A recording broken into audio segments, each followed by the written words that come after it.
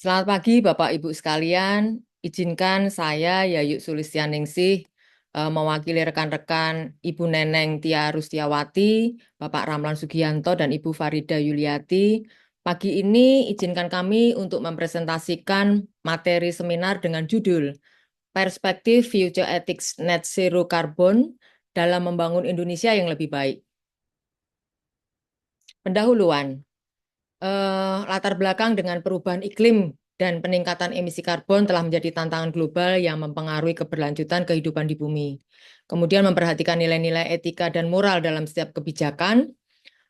Dengan menerapkan prinsip future ethics, kita dapat memastikan bahwa tindakan yang kita ambil saat ini tidak akan merugikan generasi yang akan datang. Di mana Indonesia sebagai salah satu negara penyumbang emisi karbon terbesar di dunia, menghadapi dilema besar dalam menyeimbangkan kebutuhan pembangunan ekonomi dengan tanggung jawab lingkungan. Pendahuluan di mana filsafat ilmu, khususnya cabang aksiologi dan future ethics, dapat memberikan landasan berpikir yang kritis, sistematis, dan mendalam untuk memahami serta mengatasi tantangan ini.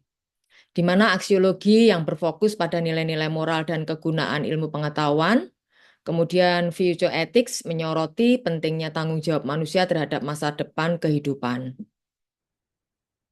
Metode penelitian. Metode penelitian yang digunakan dalam studi ini adalah metode deskriptif kualitatif dengan pendekatan kajian pustaka, di mana pendekatan deskriptif kualitatif dipilih karena penelitian ini bertujuan untuk menggambarkan dan menganalisa fenomena yang terjadi dalam pembangunan Indonesia yang terkait dengan netralitas karbon dan peran filsafat ilmu.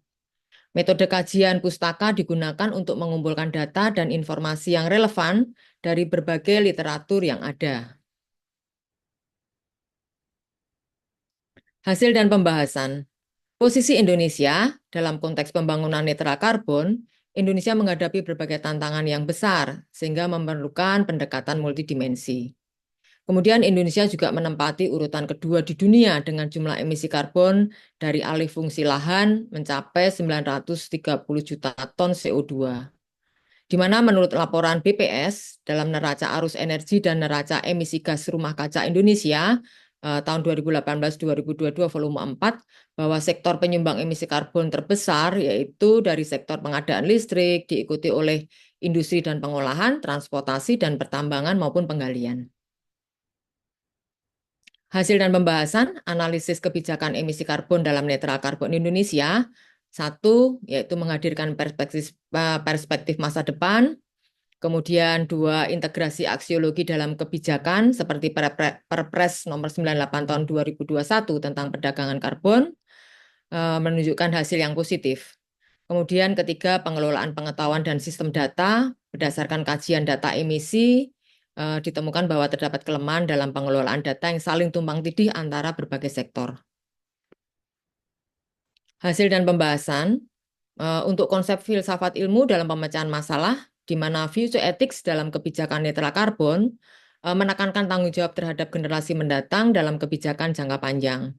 Aksiologi dalam kebijakan netral karbon, yaitu kebijakan perdagangan karbon memiliki potensi solusi efektif, tetapi distribusi manfaatnya belum merata.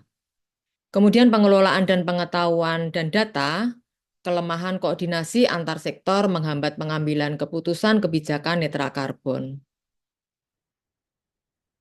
Kesimpulan, penelitian ini menunjukkan pentingnya future ethics dan aksiologi dalam mendukung kebijakan netral karbon di Indonesia. Kemudian future ethics juga mendorong kebijakan berorientasi jangka panjang dengan memperhatikan dampak keputusan pada generasi mendatang, sementara aksiologi menekankan keseimbangan nilai-nilai ekonomi, sosial, dan ekologis. Kebijakan perdagangan karbon perlu regulasi ketat agar manfaatnya inklusif, termasuk bagi kelompok rentan. Kemudian pengelolaan data yang terintegrasi juga penting untuk kebijakan yang efektif dan terkoordinasi. Dengan pendekatan filsafat ilmu, kebijakan publik yang berkelanjutan dapat lebih mendukung pencapaian target netral karbon ini. Demikian Bapak Ibu sekalian presentasi dari tim kami. Kami ucapkan terima kasih dan kami tutup. Wassalamualaikum warahmatullahi wabarakatuh.